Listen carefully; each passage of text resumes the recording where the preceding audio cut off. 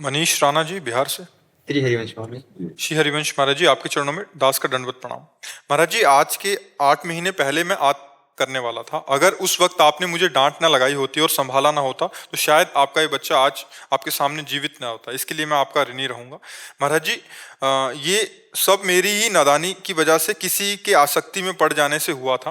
गुरुदेव, अब मैं 25 वर्ष का हो गया हूँ। शास्त्रों के अनुसार ये ब्रह्मचर्य आश्रम होता है, जो कि मैंने सार्थक नहीं रहा। लेकिन अब मैं एक पल भी व्यर्थ नहीं गंवाना चाहता। महाराज जी, क्या ये संभव है कि मुझे सौभाग्य मिले कि जो मैंने अवसर गवा दिया है मैं उसको फिर। हाँ, बिल्कुल बिल्कुल, बहुत उत्तम, बहुत उत्तम। जो भूल हो गई उसको सुधार कर एक अच्छे महात्मा बन सकते हो। जब एक चोर, हिंसक, नीच आचरण करने वाला मरा मरा कह करके बहुत ऊंचाई पर चढ़ सकता है, तो आप इससे ज्यादा बिगड़ेल तो हो नहीं, है नहीं?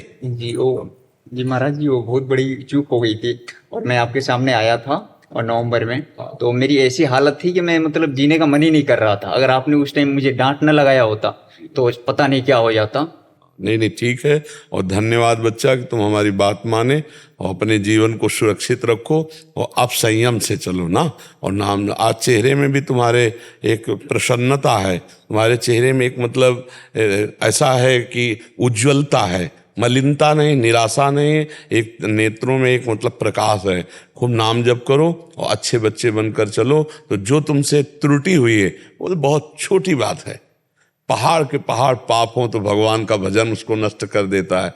घोर पापी भी महात्मा बन जाता है। अपिचेत सुदुराचारो भजते माम अनन्य भाग साधुरिव समंतव्या सम्यक व्यवसिता। ऐसा घोर दुराचारी रहा हो और भगवान से कि हे नाथ मैं आपका, और भजन करने लगे तो भगवान कहते मैं उसे महात्मा बना देता हूँ। महात्मा होता है हृदय का। जैसे हम आज कहा ना, आपका चेहरा प्रसन्न, आपके नेत्रों में एक तेज दिखाई दे रहा कि हाँ आप पवित्रता से, आप ब्रह्मचर्य से चल रहे हैं, पीछे की सब पूर्ति हो जाएगी। जन्म जन्म की बिगड़ी सुधर जाएगी बच्चा। बस ऐसे धैर्यपूर्वक चलते रहो। और संसार बड़ा धोखेबाज है, इसमें फंसाओ ना फंसो। यहाँ कोई सत्य प्यार करने वाला नहीं है, यहाँ कोई तुम्हारे सुख को देखने वाला नहीं। तुमसे सुख मिल रहा है और तुमसे बढ़कर कल इनसे सुख मिलने लगेगा तो तुम्हें देखेंगे भी नहीं, समझ रहे हो? और कल जब इनसे बढ़कर कोई सुख मिल जाएगा तो इनको भी धक्का दे देंगे। ये है संसार का प्यार, ये संसार का नियम। कब और भोले हृदय वाले मान लेते हैं कि मेरा है, और जब उसे ठोकर लगती तो लगता है अब जीना किस काम का। जो मेरा है वही मुझे ठुकरा के चला गया। अच्छा हुआ ठुकरा दिया, तो कम से कम सत्य का मार्ग तो समझ में आया।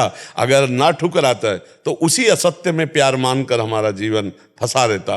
बड़ी कृपा भगवान ने की, क्योंकि धोखा मिलने से सत्य मार्ग तो मिल गया। जब चिंतामणि वैश्या ने बिल्व मंगल को धक्का लगवा के निकलवा दिया, क्योंकि अब कुछ पास था नहीं, तब उनको जब कोई रास्ता नहीं रहता तब एक रास्ता रहता है भगवान का। तब उन्होंने भगवान का आश्रय लिया और आगे चलकर बहुत बड़े महापुरुष हुए। बिल्व मंगलाचार्य जी कहा गया उनको। जहां वैश्यागामी वहां बिल्व मंगलाचार्य कहा गया। और भगवान श्री कृष्ण का साक्षात्कार किया और अद्भुत लीलाओं का गायन किया। तो आप भी भगवान के अंश हैं, कोई कमी थोड़ी। खूब अच्छे से चलो, ठीक है महाराज जी, मैं श्री जी को पाना चाहता हूँ, क्या ये संभव है? मैं बिल्कुल, अगर संभव न होता तो श्री जी। ऐसा कभी कभी लगता है कि मैंने तो अवसर तो गंवा दिया, मतलब बहुत गलत। नहीं नहीं नहीं नहीं नहीं, बिल्कुल मत। पीछे ना ना ना, पीछे की छोड़ो, पीछे की छोड़ो, आगे की देखो। आप अपने को मत देखो, श्री जी को देखो। वो कितने करुणामय हैं, वो कितने कृपालु हैं। हम अपनी तरफ देखें तो हमारे कदम आगे नहीं बढ़ पाएंगे, और जब हम श्री जी की तरफ देखते हैं तो दौड़ लगाने का मन होता है कि यार करुणामयी है, क्षमाशील है, वो हमें क्षमा कर दिए हैं, तभी हमें संत समागम मिला।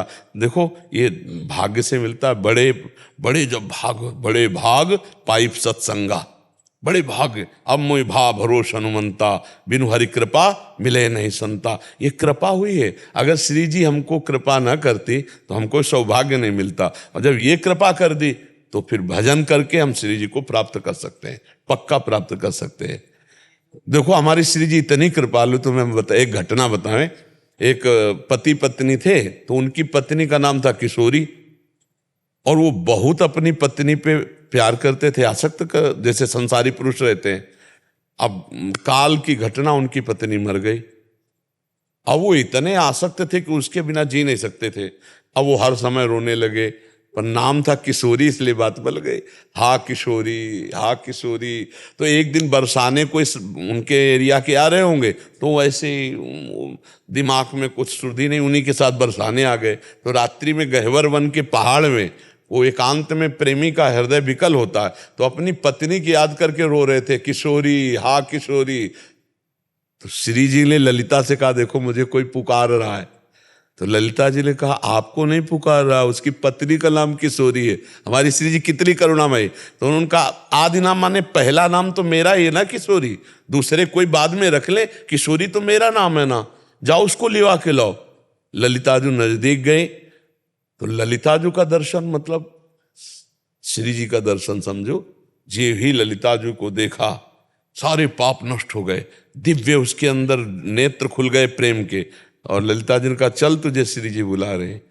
और जे श्री जी को देखा तो अब असली किशोरी को देखा, नकली शरीर के लिए लोग अब तो खत्म। वही बहुत बड़े महात्मा हुए, क्या नाम उनका? अली किशोरी। अली किशोरी जी, बहुत बड़े संत हुए अली किशोरी जी। तो समझ पा रहे हो, पत्नी में आसक्त और बहुत बड़े महात्मा अली किशोरी जी हुए। तो तुम तो अभी बच्चे हो, खूब भजन करो, श्री जी क्यों नहीं मिल जाएंगी। कभी कभी जैसे गुरु जी ना कि ये मैं मेरे अंदर ऐसी भावना आती है कि मैं श्री जी को प्राप्त करूंगा, मैं श्री जी तक पहुंचूंगा, तो ऐसे मन में अंदर आता है ना कि तू करेगा, तू तो इतना हाँ, है। तो उसी समय उत्तर, तो उसी समय उत्तर दो कि हूं तो उन्हीं का अंश, जी यही है भरोसा। वो हाँ उन्हीं का अंश हूं, मैं क्यों नहीं श्री जी को प्राप्त कर सकता। श्री जी बहुत करुणा, ऐ मन तेरी बात मैं नहीं मानता, तूने तो सदा सलाह देकर मुझे नीचे गिराया है, अब मैं संतों की सलाह से तेरी बात को काट करके मैं आगे बढ़ूंगा।